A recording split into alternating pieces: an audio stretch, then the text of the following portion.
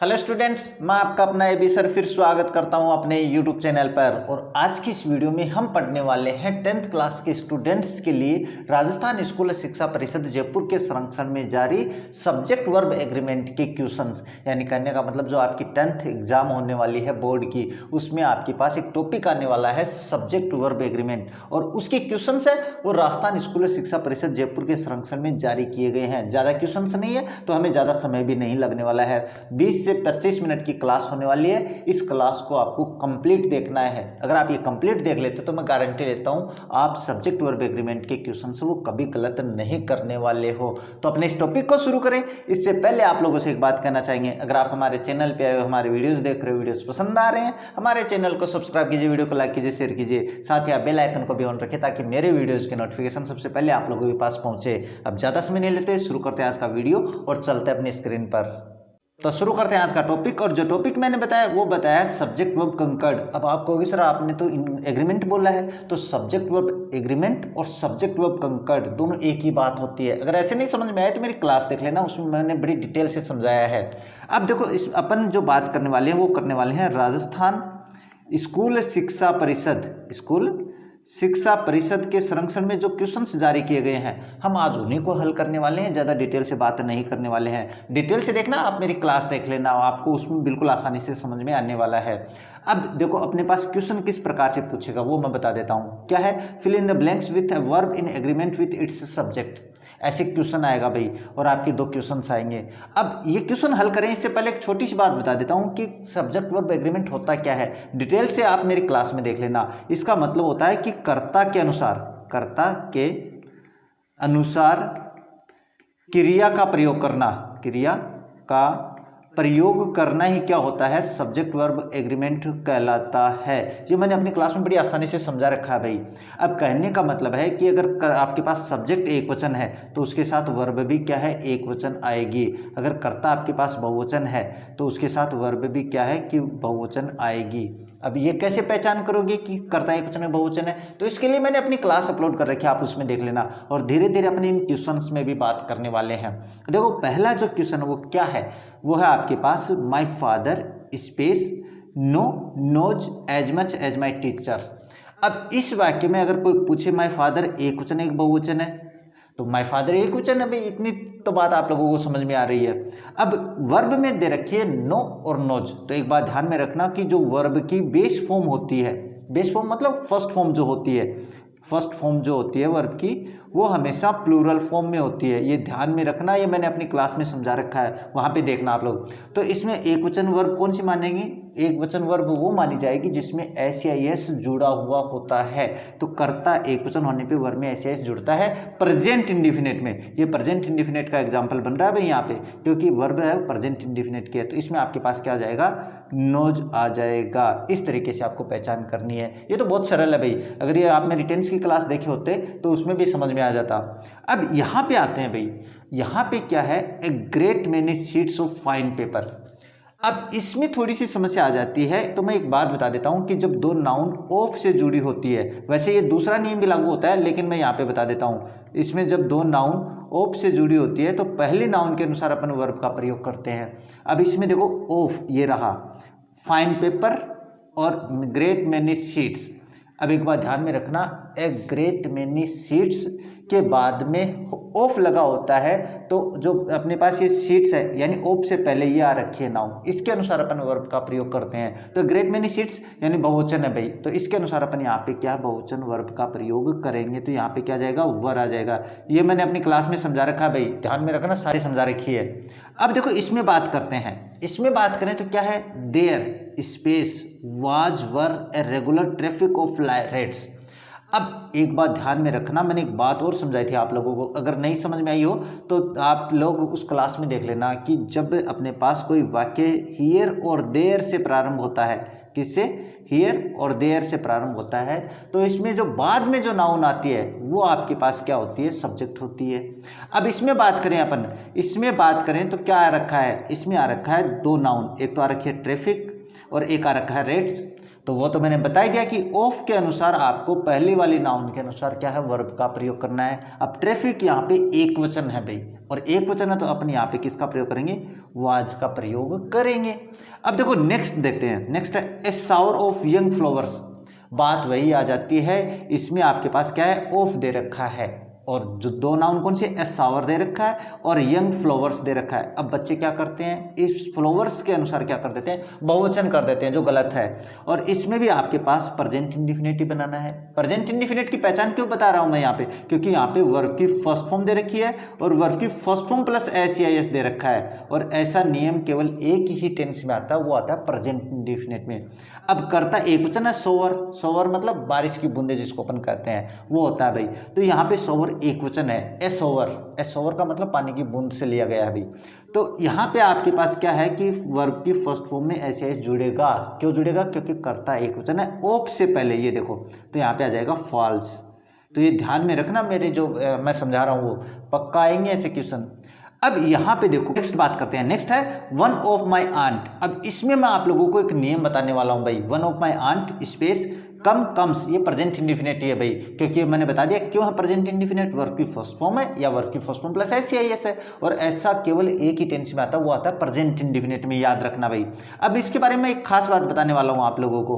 खास बात क्या है कि अगर आपके पास one plus of plus PCN दे रखी हो, पीसीएन मतलब प्लूरल काउंटेबल नाउन, तो इसके साथ हमेशा एसवी का मतलब यहाँ पे है सिंगुलर वर्ब का प्रयोग किया जाता है। क्यों किया जाता है, क्योंकि इसके साथ अपने पास ऑफ वाला नियम लागू होता है। तो ऑफ से पहले क्या दे रखा है, वन दे रखा है, और ऑफ के बाद है माई आंट्स, ये मैंने समझा रखा है भाई, देखना आप लोग वहाँ पे। तो यहाँ पे वन के अनुसार वर्ब की फर्स्ट फॉर्म प्लस एस हो जाएगा, तो हो जाएगा कम्स। इस तरीके से याद रखना भाई। अब देखो बात करते हैं नेक्स्ट।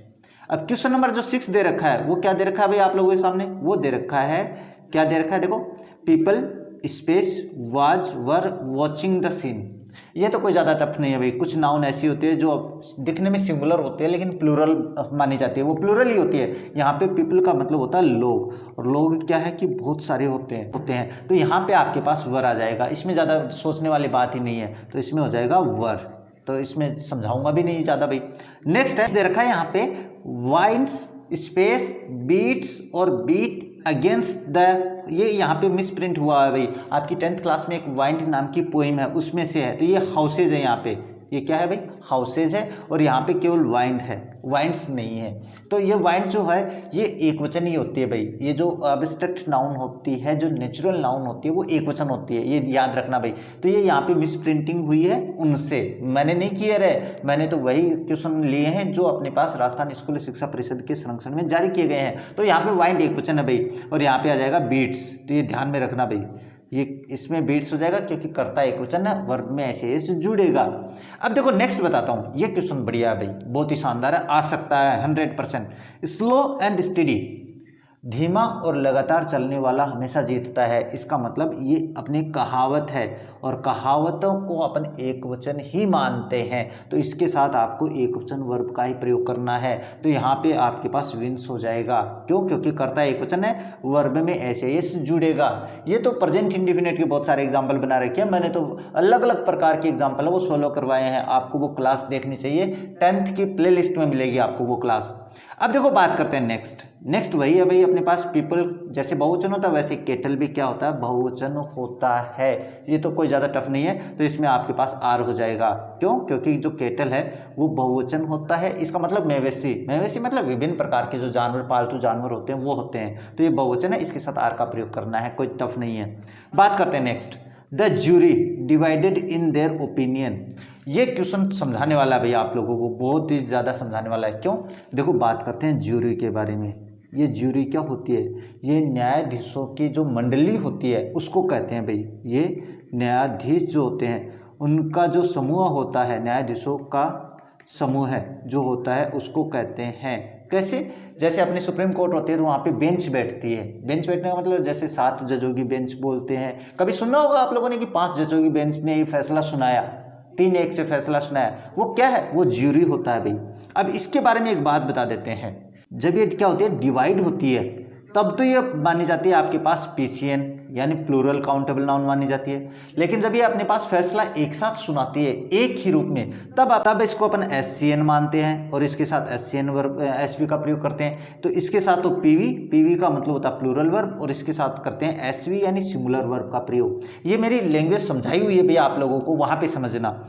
अब इसमें पीसीएन और यहाँ पे एससीएन, तो यहाँ पे क्या है, तो ये देखो डिवाइडेड का मतलब होता है आपस में बट जाना, और जब आपस में बटते हैं ज्यूरी तो वो बहुत सारी हो जाती है, और बहुत सारी हो जाती है तो फिर वहाँ पे आपको क्या करना है, प्लूरल वर्ब का प्रयोग करना है। तो प्लूरल वर्ब ये रही भाई, तो यहाँ पे हो जाएगा आपके पास वर। तो ये ध्यान में रखना, ये बड़ी इंपॉर्टेंट है भाई, ये दोनों वाक्य आप लोगों को बड़े इंपॉर्टेंट है, एक तो 8 नंबर और एक 10 नंबर पक्का आ सकते हैं। अब देखो बात करते हैं नेक्स्ट बात करें तो क्या दे रखा है आप लोगों के पास, नेक्स्ट दे रखा है क्वेश्चन नंबर 11, क्या, हरी बिसाइड्स हिज सिस्टर्स। बहुत ही शानदार क्वेश्चन है, मैंने समझा रखा है, बिल्कुल इससे भी ज़्यादा एग्जाम्पल समझा रखे हैं। तो इसमें बात करते हैं बिसाइड्स के बारे में।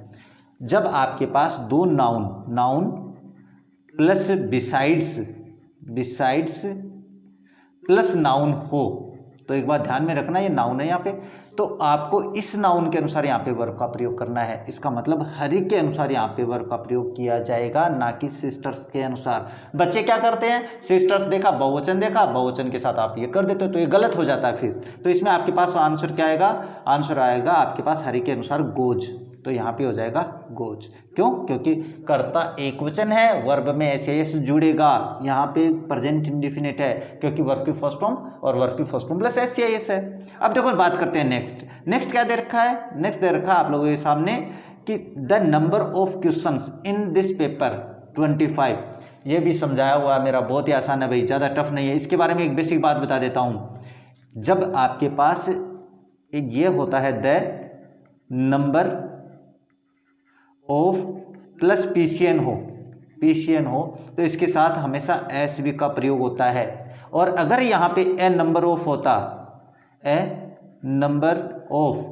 प्लस पीसीएन होता तो फिर यहाँ पे आपके पास पीवी का प्रयोग होता। ये मैंने समझा रखा है भाई, देख लेना अगर यहाँ पे गलत बोल रहा हूँ तो यहाँ पे द नंबर ऑफ क्वेश्चंस यानी द नंबर ऑफ क्वेश्चंस का मतलब होता है कि यहाँ पे एक संख्या को जब अपन इंगित करते हैं, तो मैंने एक संख्या बताई कि भाई जो क्वेश्चंस है उनकी संख्या 20 है। तो यहाँ पे जो 20 है, ये 25 दे रखा है यहाँ पे कि 25 है, तो 25 तो सिंगुलर है कि नहीं है, तो यहाँ पे ये जो 25 है ये सिंगुलर है, इसके लिए आपको वर्ब का प्रयोग करना है। तो यहाँ पे आपके पास क्या हो जाएगा, इज का प्रयोग हो जाएगा, यानी कहने का मतलब सिंगुलर हो जाएगा। अगर ये आगे आया तो ये आगे भी समझाने वाला हूँ मैं आप लोगों को, ये ध्यान में रखना। अब क्वेश्चन नंबर 13 क्या दे रखा है, वो दे रखा है the cost of all these articles. ये भी बात यही लागू होती है, the number of plus PCN और the cost of all these articles. यहाँ पे भी अपने पास वही नियम लागू होता है कि कॉस्ट आपके पास क्या होती है, कीमत, और कीमत जो है वो एक वचन मानी जाती है। तो the cost of all these articles ये भी सिंगुलर हो जाएगी, यहाँ पे आ जाएगा हैज। ये ध्यान में रखना भाई, जो मैं बता रहा हूँ ऐसे नहीं समझा रहा हूँ मैं, ये मैंने वैसे समझा दिया है भाई। अब देखो बात करते हैं क्वेश्चन नंबर 14 के बारे में। क्वेश्चन नंबर 14 क्या है, all the students of my class. ये तो वही नियम हो गया, कौन सा, ऑफ वाला। जब दो नाउन आपके पास क्या है, ऑफ से जुड़ी होती है, तो उसमें आपके पास क्या है कि जो पहली वाली नाउन होती है उसके अनुसार अपन वर्ब का प्रयोग करते हैं। तो यहाँ पे दो नाउन कौन सी है, एक तो स्टूडेंट्स है और ऑफ माई क्लास है। तो माई क्लास के अनुसार आपको एक वचन नहीं करना है, यहाँ पे ऑफ से पहले स्टूडेंट्स दे रखा है, यानी मेरी क्लास के सारे बच्चे, इसका मतलब होता है तो सारे बच्चे तो बहुवचन है, तो बहुवचन के अनुसार यहाँ पे क्या हो जाएगा, वर्ब की फर्स्ट फॉर्म आएगी, एस नहीं जुड़ेगा। क्यों नहीं जुड़ेगा, इसके लिए आपको मेरी टेंस की क्लास देखनी है, उसमें मैंने कारण सहित समझा रखा है क्यों नहीं जुड़ेगा। तो इसमें हो जाएगा लर्न, तो ये ध्यान में रखना भाई। अब देखो बात करते हैं क्वेश्चन नंबर 15 की। 15 क्या कहता है, वो कहता है the policeman space caught the thief have has. ये तो बहुत ही आसान है भाई, द पुलिसमैन यहाँ पे क्या है कि एक वचन है, लेकिन अगर द पुलिस आ जाता, द पुलिस, तो ये हमेशा एक बहुवचन होता है भाई। पुलिस है, पीपल है, केटल है, ये प्लूरल नाउन होते हैं, तो इसके साथ अपन पीवी का प्रयोग करते हैं। लेकिन पुलिस मेन एक वचन है, तो यहाँ पे आपको क्या करना है, सिंगुलर वर्ब का प्रयोग करना है। तो यहाँ पे क्या हो जाएगा, हैज हो जाएगा। ये बहुत ही ज़्यादा आसान दे रखे हैं भाई क्वेश्चन, ऐसे इतनी डिटेल नहीं दे रखी है यहाँ पे, मैंने तो बहुत ज़्यादा डिटेल समझा रखी है आप लोगों को, याद रखना भाई। देखो बात करते हैं नेक्स्ट क्वेश्चन नंबर 16 क्या दे रखा है, वो दे रखा है दाल एंड बाटी। ये भी मैंने समझा रखा है आप लोगों को, मेरी क्लास में देख लेना अगर नहीं समझाया तो। अब देखो दाल एंड बाटी, एक बात ध्यान में रखना, खाने की जो सामग्री होती है यानी जो खाना होता है, भोजन जो होता है, यानी जिसको अपन भोजन की कैटेगरी में आने पर, यानी भोजन की कैटेगरी में आने पर एंड से जब दो नाउन जुड़ती है तो वो सिंगुलर होती है और सिंगुलर वर्ब का प्रयोग किया जाता है। ये एंड वाला नियम आपको समझना जरूरी है। मेरी पहली क्लास केवल एंड पे ही बनी है, एंड से बहुत ज़्यादा नियम बनते हैं भाई। अब देखो क्वेश्चन नंबर 16 क्या कहता है, वो कहता है dal and baati the famous dish. यहाँ पे फेमस डिश का मतलब बहुत ही फेमस खाना ऑफ राजस्थान, तो इसमें इज आ जाएगा भाई, ये बीच में ओब्लिक है यहाँ पे और यहाँ पे इज आ जाएगा। ये इज होगा क्यों, क्योंकि खाने की जो चीज़ें हैं वो एक ही मानी जाती है। अब देखो ये है ईच ऑफ द बॉयज, ये भी समझा रखा है। जब आपके पास दो नाउन ऑफ से जुड़ी हो यानी ईच दिया हुआ हो ऑफ से पहले तो वो सिंगुलर ही मानी जाती है, और सिंगुलर मानी जाएगी तो इसमें आपके पास क्या हो जाएगा, वाज हो जाएगा। ये ज़्यादा समझाने वाली बात नहीं है, समझाने वाली मैं समझा रहा हूँ भाई। अब देखो यहाँ पे आ जाता है मेरा बेस्ट एग्जाम्पल है वो यही है, क्यों है वो मैं समझाऊंगा यहाँ पे। अब देखो 2 and 2 स्पेस 4, और ये जो एग्जाम्पल है वो मैंने अपने बच्चों को बहुत समझाया है भाई। बहुत क्यों समझाया है, इसका कारण है मेरे पास, कारण मैं बता देता हूँ। यहाँ पे दो अपने पास है नाउन है वो एंड से जोड़ रखी है, तो मैं तो ये बताता हूँ कि जब noun plus and plus noun हो तो ये हमेशा प्लूरल मानी जाती है और इसके साथ पीवी का प्रयोग करते हैं। लेकिन आजकल क्या कर रहे हैं, 2 and 2 को आपको एक वचन ही मान रहे हैं, तो इसके साथ है ना, आप देख लेना अगर मैं गलत बोलूँ तो इसमें मैक्स करवाएंगे आप लोगों के, और मैं आप लोगों को 10th के बच्चों को यही राय दूंगा कि इसमें आप मैक्स का प्रयोग करें भाई, मेक का ना करें। लेकिन मैं अगर आप कंपटीशन की बात करोगे तो यहाँ पे केवल मेक का प्रयोग करना है। क्यों, क्योंकि कर्ता बहुवचन है। अब कारण क्या है वो मैं बता देता हूँ। ये मान के चलो 2 और 2, इसका मतलब होता है 2 और 2, ये दिया हुआ भाई इसमें।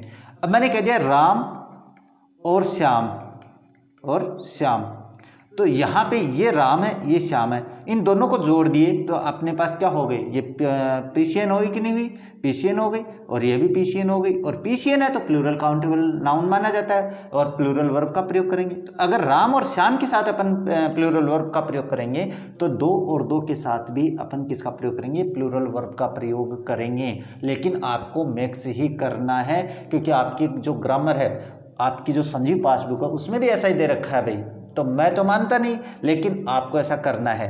अब बात करते हैं देखो क्वेश्चन नंबर 19 के बारे में। क्वेश्चन नंबर 19 क्या है, neither Sita nor her sisters. ये तो बहुत ही ज़्यादा आसानी से समझाया हुआ है कि जब दो नाउन आपके पास किससे जुड़ी हो भाई, नीदर नॉर से जुड़ी हो। किससे, नीदर नॉर है। अब इसके अलावा और भी समझा रखा है मैंने यहाँ पे, नीदर नॉर, इधर और, बाकी आप क्लास में देख लेना।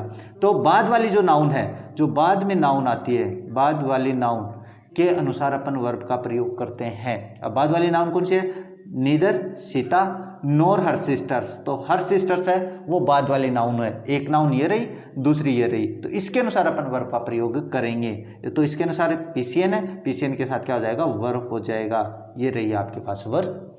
अब बात करते हैं देखो इसकी, एवरीवन। एवरीवन का मतलब सिंगुलर है, ज़्यादा समझाने की आवश्यकता नहीं है। एवरी, ईच के साथ नाउन आने पर या ऑफ आने पर, इनके बाद में और पीस से ना रखे तो भी आपको सिंगुलर मानना है। एवरीवन यहाँ पे क्या हो जाएगा, हैज सीन हो जाएगा। तो यहाँ पे हो जाएगा हैज सीन, ये हो जाएगा आपका वाक्य कंप्लीट। अब देखो बात करते हैं नेक्स्ट बात करें तो नेक्स्ट दिया हुआ है आप लोगों के पास नीदर ऑफ गर्ल्स। अगर आपके पास नीदर दे रखा है, दो नाउन नहीं दे रखी है, लेकिन ऑफ दे रखी है, और यहाँ पे आपके पास क्या पीसीएन दे रखी है, यानी neither plus of plus PCN हो, प्लस पीसीएन हो, तो ये ध्यान में रखना, नीदर के अनुसार अपन वर्ब का प्रयोग करेंगे। तो नीदर का मतलब दोनों में से कोई नहीं, इसका मतलब होता है। तो दोनों में से कोई भी नहीं का मतलब एक वचन का प्रयोग करेंगे। तो इसके साथ आपको एसवी का प्रयोग करना है। अब ऐसे नियम कहीं नहीं सुनने को मिलने वाले रहे, ये मैं गारंटी लेता हूँ। तो नीदर के बाद में यहाँ पे हैज आ जाएगा, तो ये हो जाएगा वाक्य कंप्लीट। अब देखो बात करते हैं इसकी, ये क्या है, मोह एंड सो ऑन। वो मैंने यहाँ पे राम एंड श्याम लिखा था, ये रही अपने पास वो ही एग्जाम्पल, राम और श्याम। तो राम एंड श्याम, तो ये एंड से जब दो नाउन जुड़ती है तो वो पीसीएन होती है भाई। अब कब नहीं होती है इसके लिए आपको क्लास देखनी पड़ेगी। तो यहाँ पे हैव आ जाएगा, तो ये रही आपके पास हैव। तो वाक्य ज़्यादा टफ नहीं है भाई, यानी जब दो नाउन एंड से जुड़ी होती है तो प्लूरल होती है, पीवी का प्रयोग करते हैं प्लूरल वर्ब का। बात करते हैं देखो नेक्स्ट, नेक्स्ट है the captain with all his soldiers. बहुत ही ज़्यादा सरल है भाई। जब दो नाउन विथ से जुड़ी होती है, किससे जुड़ी हो भाई? जब दो नाउन विथ से जुड़ी हो तो इसमें देखो एक तो कैप्टन रहा, विथ आ गया ऑल हिज सोल्जर्स। तो विथ से पहले वाली नाउन के अनुसार अपन वर्ब का प्रयोग करते हैं। याद रखना, विथ ही नहीं, मैंने बहुत सारे कंजक्शन बता रखे हैं जिसके पहले वाली नाउन के अनुसार वर्ब का प्रयोग किया जाता है। आपको क्लास देखनी पड़ेगी, मैं यहाँ पे नहीं समझा सकता आप लोगों को। तो कैप्टन के अनुसार एक वचन है तो यहाँ पे अपन किसका प्रयोग करेंगे? वाज का प्रयोग करेंगे। याद रखना। अब देखो मैं एक एग्जांपल और समझाऊंगा आप लोगों को, बाद अभी समझाने वाला हूँ, पहले ये दो क्वेश्चन सोल्व कर लेते हैं। दूसरा क्वेश्चन जो 25 दे रखा है वो कौन सा दे रखा है? ईदर यू और आई। बात वही है, जब दो नाउन ईदर और से जुड़ी हो, ईदर और से जुड़ी हो तो इसमें जो बाद वाली नाउन होती है, बाद वाली नाउन जो मैंने अभी नीदर नॉर में बताई है, बाद वाली नाउन के अनुसार आपको क्या है? वर्ब का प्रयोग करना है। बाद वाली नाउन क्या है? आई। तो आई के अनुसार आपको क्या करना है? एम का प्रयोग करना है। इस तरीके से आपका वाक्य कंप्लीट हो जाता है। अब देखो बात करते हैं इसकी, ईदर ऑफ हिज फ्रेंड्स। बात वही है, जब दो नाउन, यहाँ पे तो क्या ईदर और है, यहाँ पे ईदर ऑफ है, जैसे यहाँ पे नीदर ऑफ है, यहाँ पे ईदर ऑफ है। तो जब अपने पास क्या है? ईदर ऑफ के बाद में पीसीएन आती है, ये ध्यान में रखना, ईदर ऑफ पीसीएन, तो इसके साथ एसवी का प्रयोग किया जाता है। सिंगुलर वर्ब का प्रयोग किसके अनुसार? ईदर के अनुसार। क्योंकि ईदर और नीदर जब आपके सब्जेक्ट होते हैं तो वो सिंगुलर होते हैं, याद रखना। तो इसके पास आप यहाँ पे ईदर के अनुसार क्या करोगे? इसका प्रयोग करोगे। अब देखो मैं बताता हूँ, मैंने अभी एक बात बताई थी कि आई के साथ यहाँ पे एम आ रखा है, और मैं विथ के अनुसार देखो आई के साथ इज का प्रयोग करके दिखाता हूँ। अब कैसे करेंगे वो देखो, याद रखना। अब एक करता हूँ, ही विथ आई और स्पेस दे दिया। अब यहाँ पे लिख दिया मैं गोइंग टू जयपुर। अब इसमें आपको थोड़ा सा ध्यान में रखना, और इसके लिए मैं ऑप्शन दे रहा हूँ भाई आप लोगों को। ऑप्शन है इज, एम और आर। अब आप क्या करते हो? आई देखा और एम कर देते हो, जो कि गलत है। मैंने बताया कि जब दो नाउन विथ से जुड़ी होती है तो पहले वाले कर्ता के अनुसार वर्ब का प्रयोग करना होता है। तो यहाँ पे आपके पास क्या हो जाएगा?